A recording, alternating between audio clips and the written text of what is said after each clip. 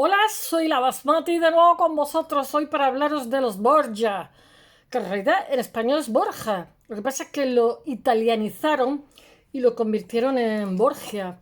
Nuestro Alejandro VI,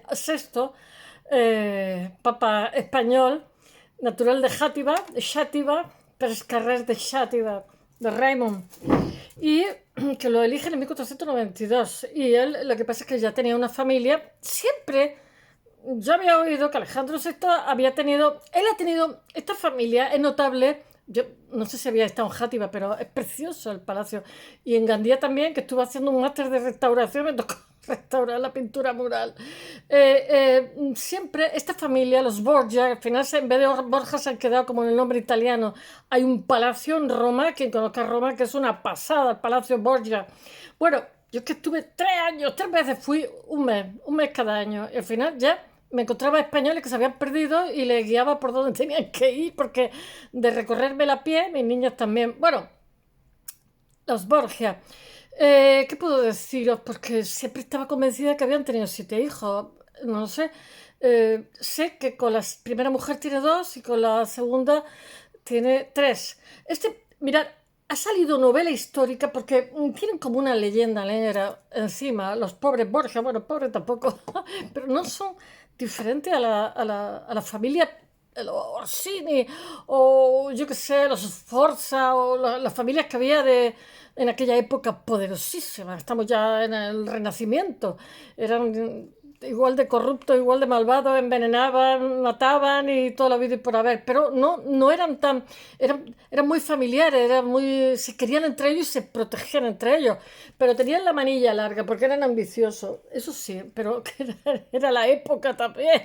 Como un hermano tuyo, en fin, te obstaculizara el camino al poder, pues tu hermano tenía que ser quitado del medio. O un cuñado fuera impertinente, en fin, montones de cosas. En fin, las cosas funcionaban de manera un tanto peculiar hoy en el siglo XXI, pero que también lo mismo que ha pasado con España, con la leyenda negra de que éramos, bueno, lo peorcito de lo peorcito, que todavía funciona por ahí y me llama la atención, pues pasó con los Borgia también, sus enemigos, y además la gente de la calle está siempre más dispuesta a creerse los bulos que a creerse las cosas que simplemente son naturales, no sé cómo decir, la realidad es mucho más prosaica, ¿no? Entonces, ella, por ejemplo, ahora os lo contaré un poquito mejor, pues tuvo su primer esposo, que lo casaron con 10 años, el Sforza, que después ese matrimonio se anuló, pues no sé en este momento, porque mirar, yo esto me lo sabía hace años, pero ahora se me ha olvidado un poco. No sé si por una cuestión de coyuntura, porque los estados pontificios en este momento son casi media Italia, después están los estados de Nápoles, etcétera. Entonces, el Papa es muy poderoso, el Papa tiene un ejército, el Papa tiene un Sant'Angelo que se protege, etcétera, etcétera, ¿no? ¿Y por qué lo decía yo esto? Así por que se anula la del matrimonio de Lucrezia Borgia con la Sforza, ¿no? Entonces, no sé si fue por una coyuntura con Francia que hostigaba, porque en esta época el imperio era España, y hostigaba a Italia, que era España, el virreinato de Nápoles, etcétera, etcétera. Roma es muy, muy española, lo pude comprobar, ¿eh? Y bueno, se sacó de Roma. Y entonces no sé si se anuló por eso. El caso, Lucrecia Borgia era guapísima, estuvo casada 3 veces. Después me parece que fue Alfonso de Aragón, que era primo, me parece que era hermano de Sancha, que estaba casada con Jofré. Y era primo del rey Fernando V de Aragón, marido de Isabel de Castilla. Entonces le vende iban con su nombre catalán, no se le decía Juan, se le decía Joan. Entonces lo que hace es casarlo o era el primer hijo, que tengo que pensarlo porque tuvo muchos hijos. Perdió nuestro papa Alejandro VI perdió a una hija y después le mataron a Joan. Entonces uno de los hijos lo casa con una prima de Fernando de Aragón y después a su hija la casa con una hermana. Y le compra, a Fernando de Aragón le compra el ducado de Gandía, que hay un palacio precioso, como os he dicho. Bueno, en esta familia se va a suceder de todo, envenenamientos, asesinatos, pero también os digo una cosa, ¿hasta qué punto eran verdad o simplemente se han quedado como un bulo, como un invento, ¿no? Pues no lo sabemos nunca. Mientras os voy a contar un poquito la vida, voy a intentar contarla por encima porque esto es muchísimo más. Voy a intentar sintetizarlo. Bueno, vamos a ver. En 1492, año importantísimo para España, el cardenal descubrimiento de América, el cardenal Rodrigo Borja, en español, Borgia, en su forma italiana, es elegido con el nombre de Alejandro VI, papa.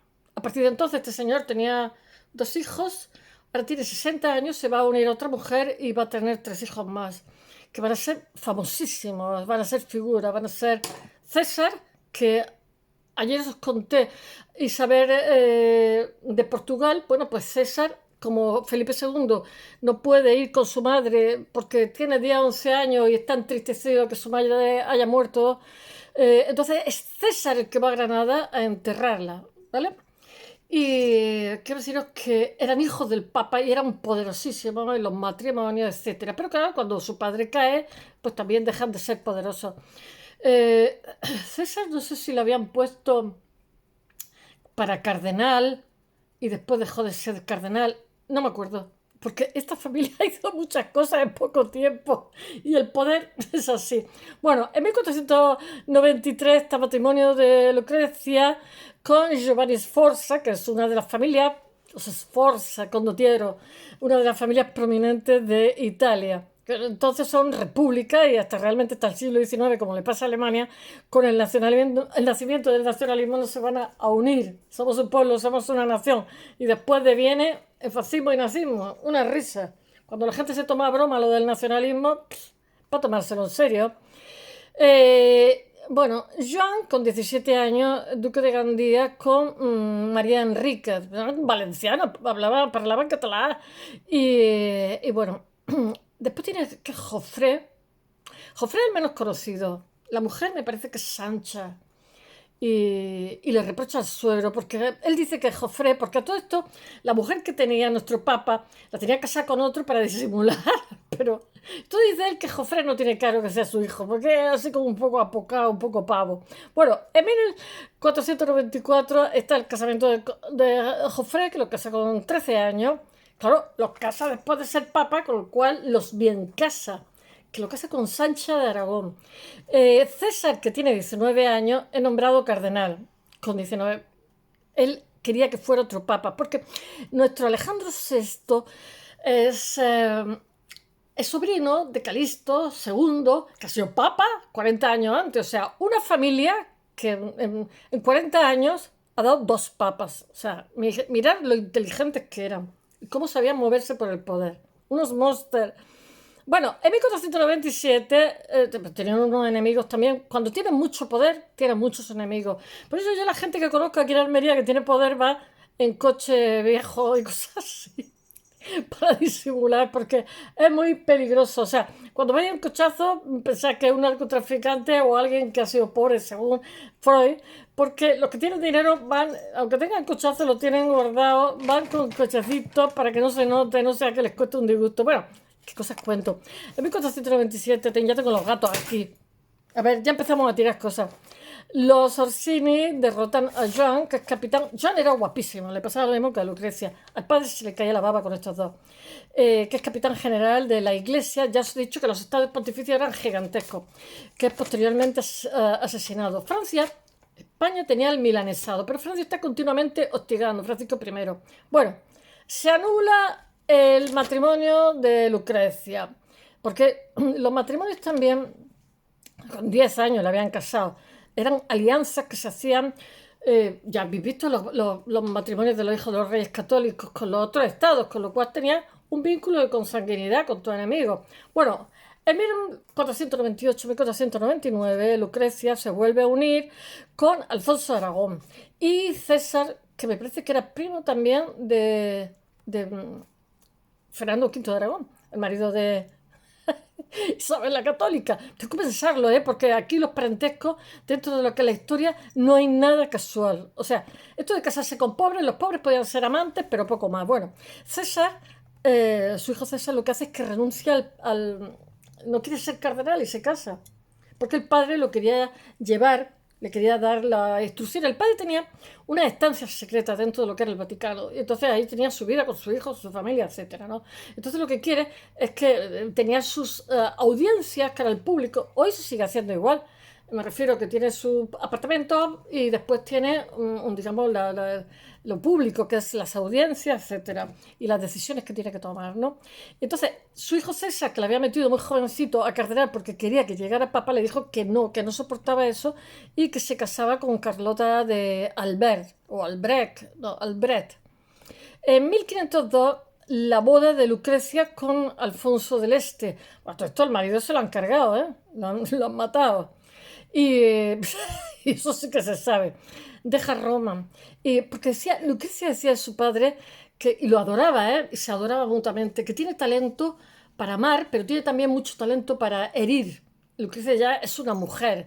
Entonces ya quiere tener su marido, por supuesto, un marido aristócrata, etcétera, pero se larga, se la aspira, tiene su familia y tal.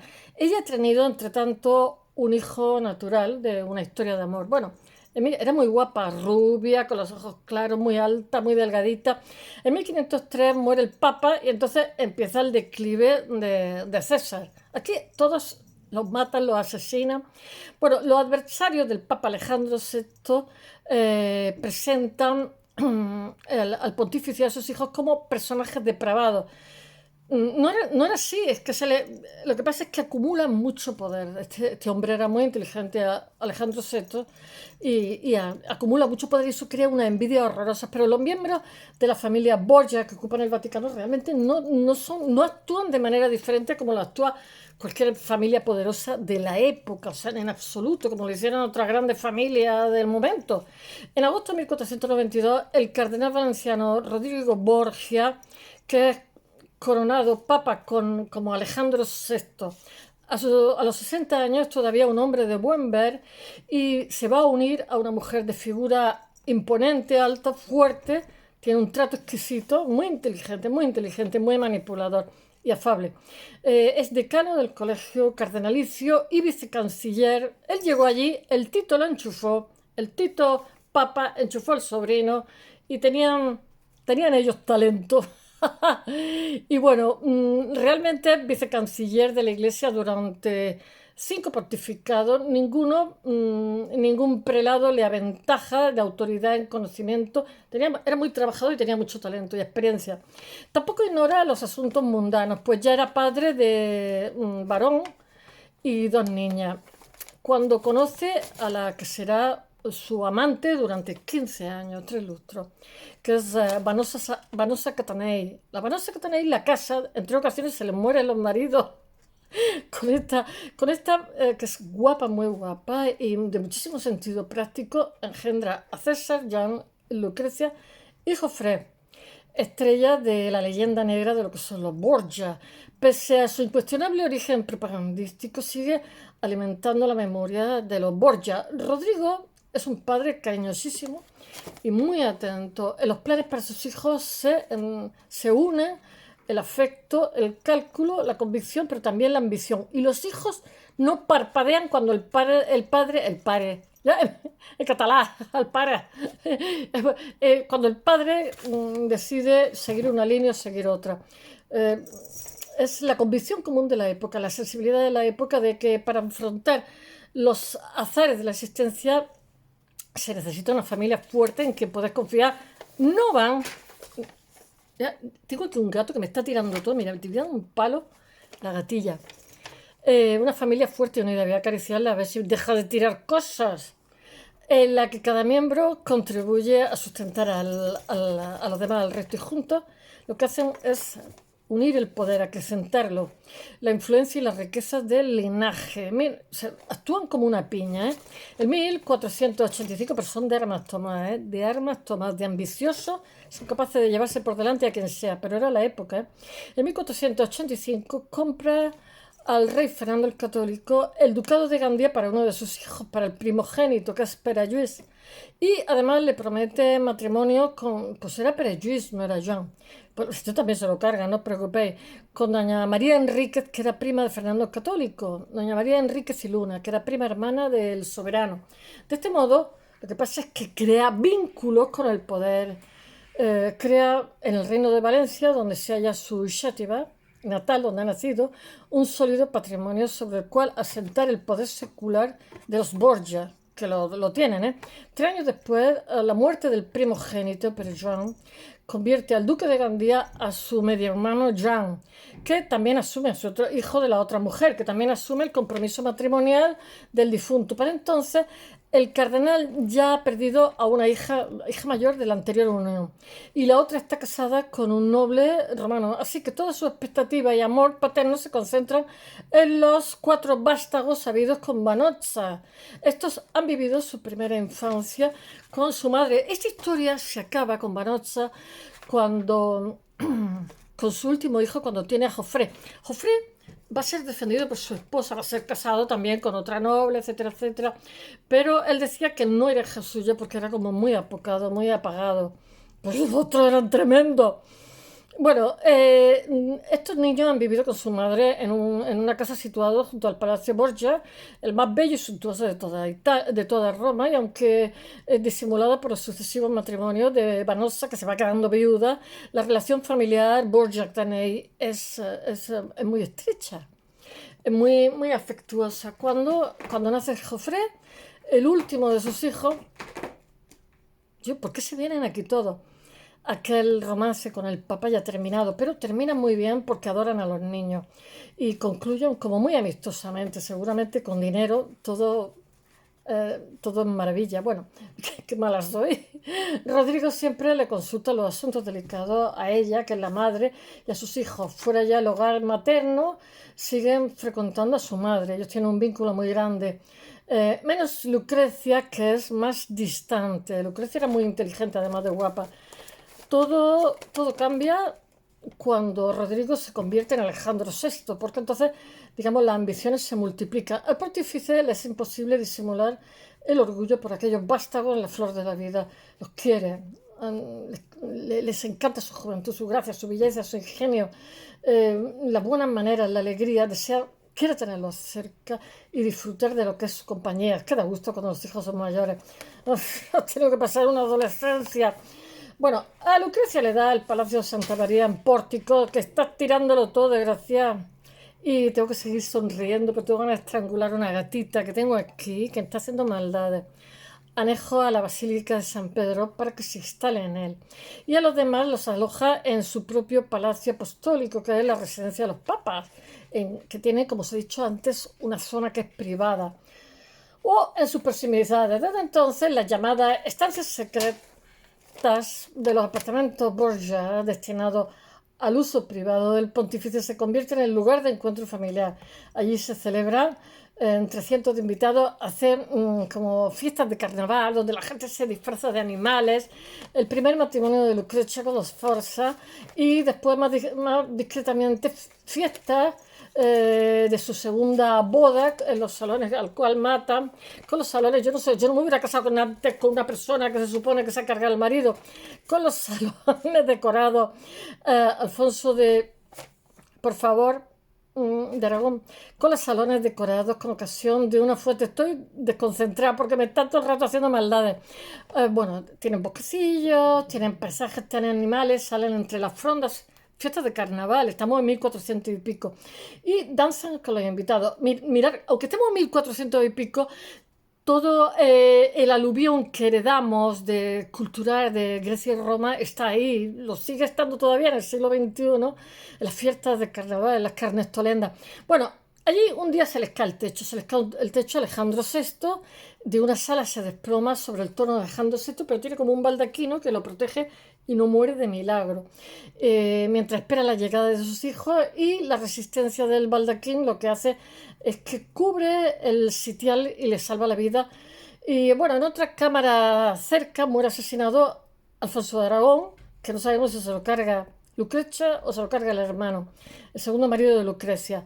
Ya les estorbaba, porque ya puede aspirar a más. El acceso de Rodrigo al trono papal había introducido en sus planes un elemento nuevo, que eran los matrimonios de sus hijos. Ya pueden tener matrimonios de primera división, que ya no podían orientarse solo a satisfacer sus intereses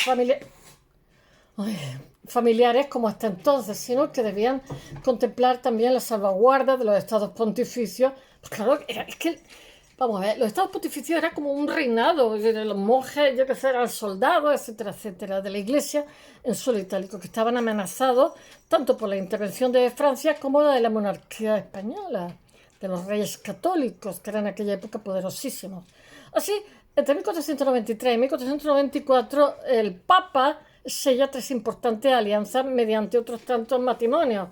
El de Jean, duque de Gandía, con la prima del rey católico, Fernando Católico, comprometido desde hacía años. El de Lucrecia con Giovanni Sforza. Giovanni Sforza, que después termina como el Rosario de la Aurora y es quien propaga, o se supone que es quien propaga la leyenda negra de los Borgia, porque dice que ella se enrolla con su padre y con su hermano. Es algo que es mentira.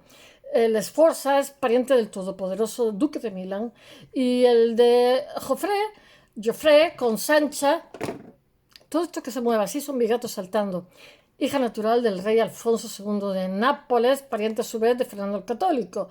Aquí todos son alianzas, lo de menos que te quiera, te guste, todo eso ni importa. Pese a o sea, nacer niña allí era una risa, ¿eh?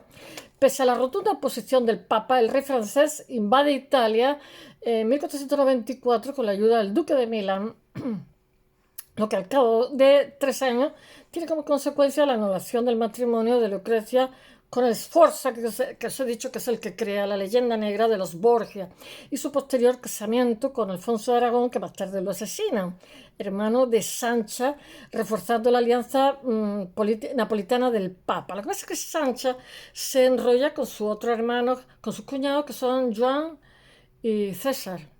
Eso no se sabe, pero se dice que es así. Y después repudia a Joffre. Joffre se va a morir joven.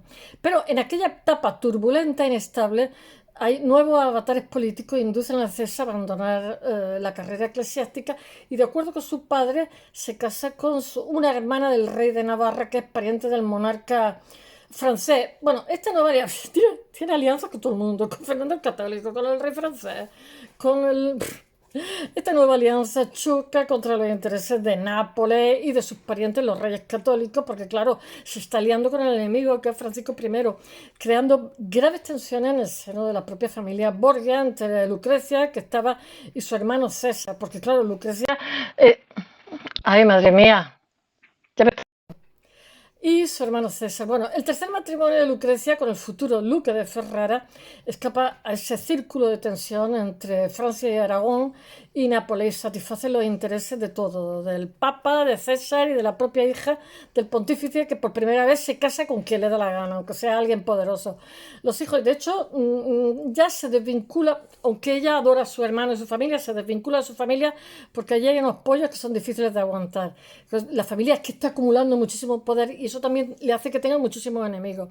Los hijos de Alejandro VI no cuestionan las órdenes del padre, las decisiones de su padre, porque su padre es el eje familiar, es su bienhechor, la persona de la cual emana el poder total y la riqueza. Bueno, le deben obediencia como progenitor también y como sumo pontífice. Sin embargo, la acción paterna no es inocua, tiene efectos en cada uno de sus hijos y en las relaciones entre todos ellos. Aún amándolos a todos, el Papa no oculta sus preferencias por Lucrecia y por Joan. Más de una vez, quizás por el carácter apocado de Joffre, que se cree que él dice que eso no puede ser hijo suyo, porque como la mujer estaba a su vez viviendo y conviviendo con diferentes maridos, con 3 maridos que tuvo mientras que estaba con él, bueno, honraba debidamente a él y a su esposa Sancha de Aragón, pero el relativo desapego del Papa hacia Joffre pues le procura diferentes broncas por parte de la esposa, que no se muerde la lengua diciendo que lo trata peor que al resto de los hijos.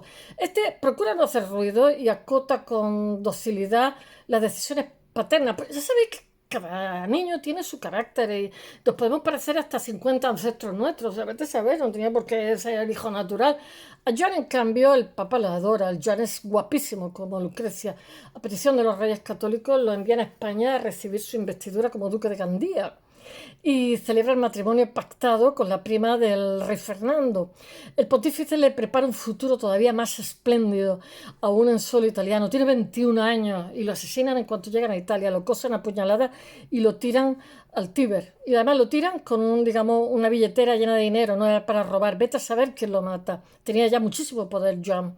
Para Joan, su padre era el proveedor de títulos, honores, territorios, riqueza. No sigue las recomendaciones y los consejos paternos, aunque sabe justificar. Tenía 21 años, era muy jovencito y hacía lo que le daba la gana. En 1497, cuando Joan vuelve a Roma, es asesinado, apuñalado y arrojado al Tíber.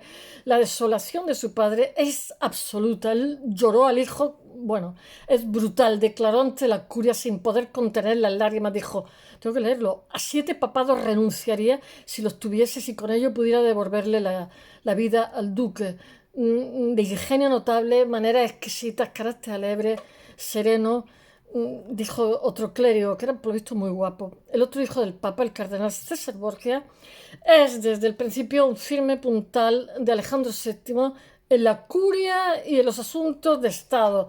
Claro, porque él quiere que sea el siguiente Papa. Tal vez su padre vislumbra al tercer Papa Borgia. Después del mismo y su tío Calixto III, 40 años antes, y por ello no cede a sus reiteradas peticiones de abandonar la carrera eclesiástica, porque no la quiere en absoluto. Dice que no se encuentra allí, son malos como demonios, por la que César no siente ninguna vocación. El pontífice solo acepta su renuncia al capelo cardinalicio al cabo de un año de la muerte de Joan, porque piensa que le puede pasar algo parecido, y desde entonces se estrecha aún más la colaboración entre asuntos militares y diplomáticos. Lo hace un asesor suyo y ya está.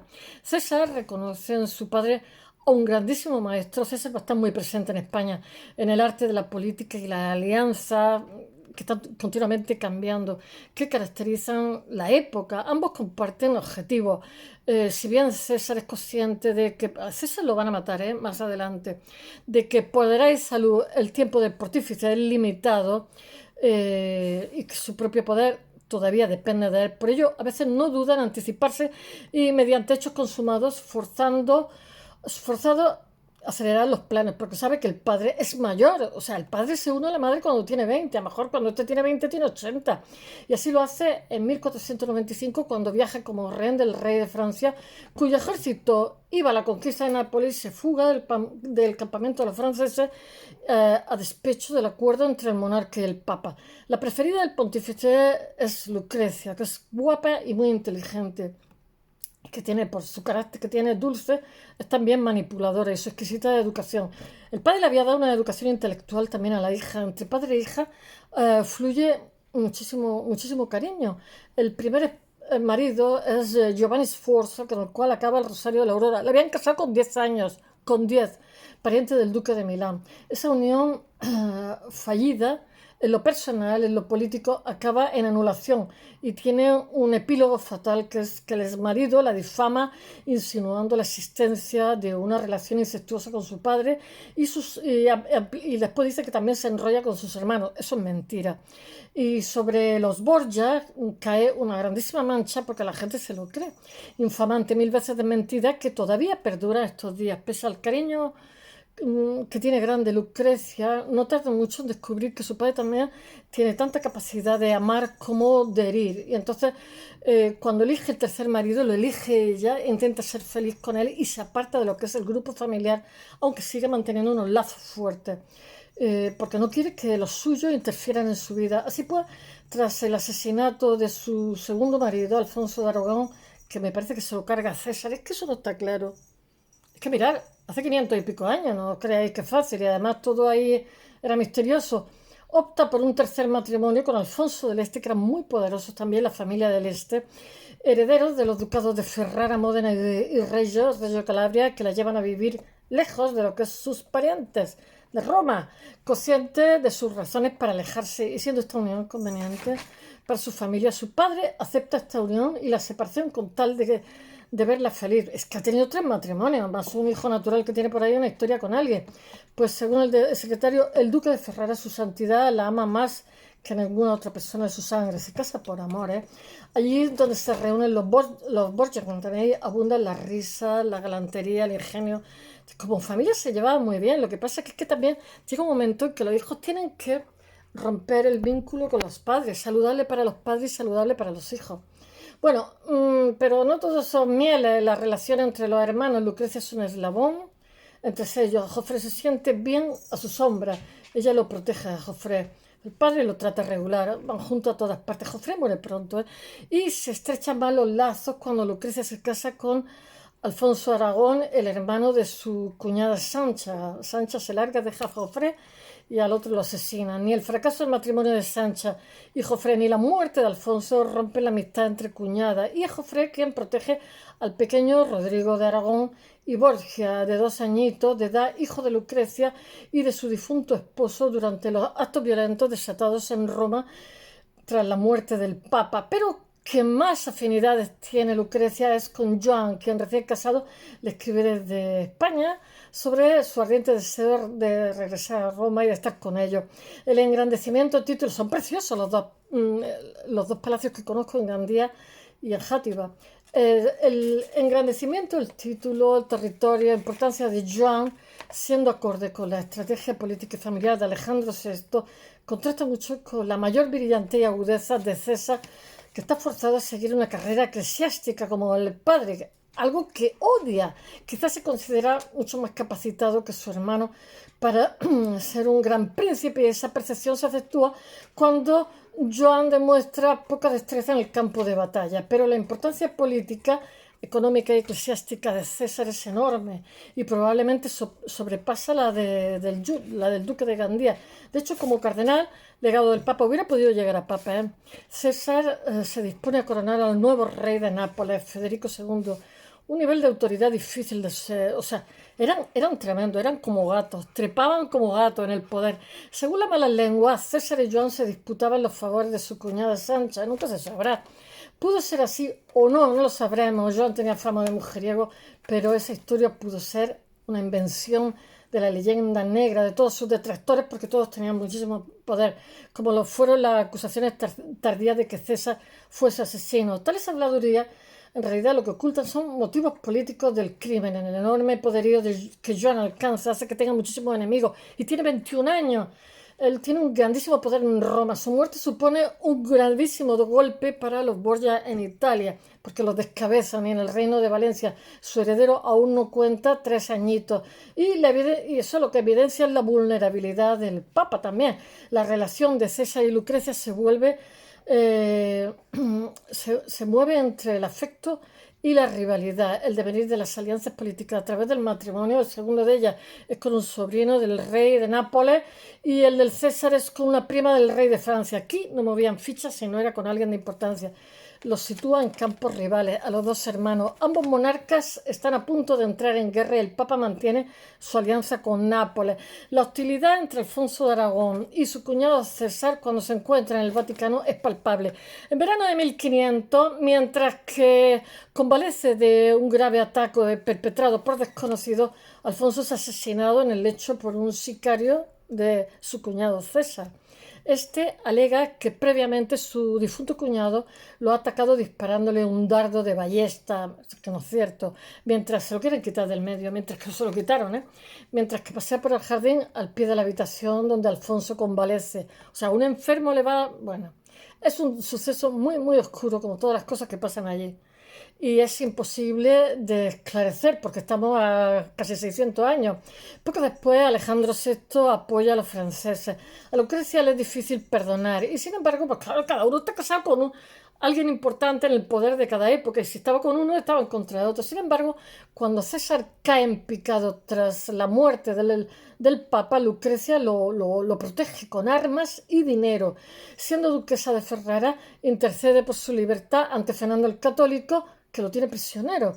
César logra fugarse y llega al reino de Navarra, donde halla la muerte en Viana, combatiendo al frente del ejército navarro. Esto afecta muchísimo a Lucrecia, que lo adoraba. Los Borgia son una extraña piña y así afrontan éxito y fracasos. Es como un grupo, son un equipo. Son los enemigos de la familia del papado quienes tergiversan y magnifican su conducta, semejante a la de sus coetáneos. No era diferente en absoluto, dando pie a una leyenda oscura como la que tenemos en España. La evidencia histórica la contradicen, pero cala muy hondo en el imaginario popular y se ha mantenido durante 5 siglos. Y ahí sigue. Bueno, la grande estirpe italiana, acostumbrada a detentar el papado, llevaba muy mal que un español, un intruso de un extranjero español como Alejandro VI estuviera ahí. Entonces lo que hacen es levantar bulos, desacreditarlo y culpabilizarlo de los males de una Italia dividida, amenazada por potencia europea, en un intento de restarle autoridad. Muchas acusaciones son pura invención, desde el uso de veneno hasta el pacto con el diablo por el cual Rodrigo había conseguido la tiara. Fijaros, que llega Papa porque ha hecho un pacto con el diablo. Ya no saben qué inventarse. Otras, como las de crueldad, el afán de poder, la ambición desmedida, son exagerados por sus rivales. Son una familia igual que el resto de aquella época. No hubo crimen ambiciosísimo que no se les atribuyera con razón o sin ella. Bueno, la difamación, crearon bulos, que eso también hace daño. La difamación más escandalosa es la de un incesto que involucraba al Papa con Lucrecia y con sus hermanos. Propaganda por el cual el marido repudia a Lucrecia. O sea, al marido se lo quitaron del medio. Como estaba despechado, dijo que es que su mujer se enrollaba con su padre y sus cuñados. O sea, Giovanni Sforza encuentra más tarde argumento en el llamado Infam Romanus, ese niño legitimado como fruto de César Borgia, sí, y una bula secreta como vástago del propio Papa. Es realmente un hijo natural de Lucrecia que tuvo con algún afer, alguna historia, y quisieron proteger e integrar en la familia, dándole el apellido Borgia, con sus brillos y sus autoridades. Los Borgia son hijos totalmente de su tiempo. Uno de los mayores enigmas de Roma, el Papa Alejandro VI, es el asesinato de su hijo, el duque de Gandía, como os he contado, en la noche del 14 de junio de 1497, que fue tristísimo. Tras una cena familiar, Joan se adentra sin escolta por oscuras callejuelas y ya no vuelve. Su cuerpo es cosido a puñalada, rescatado del fango del río 2 días después, con sus ricos vestimentas y la bolsa de ducados intacta. Como posible autor, vete a saber. Se habla de los Orsini, que eran una familia que era enemiga de esta gente, que ya había colocado varios papas con quienes el duque acababa de liderar una guerra. Del vengativo Giovanni Sforza, es marido de Lucrecia, de los Coloma, que también los odiaban, enemigos declarados de los Borgia. Tenían muchísimos enemigos muy poderosos. Los apartamentos Borgia del Palacio Apostólico del Vaticano son el escenario de Alejandro VI y su familia entre 1492 y 1503. La memoria de los Borgia perdura inalterada en sus amplias estancias, en los dorados, los escudos papales, los artesonados y los vibrantes colores de las pinturas. Obra maestra de Bernardino di Beto, que es pintoricchio, que os he hablado de él 1000 veces.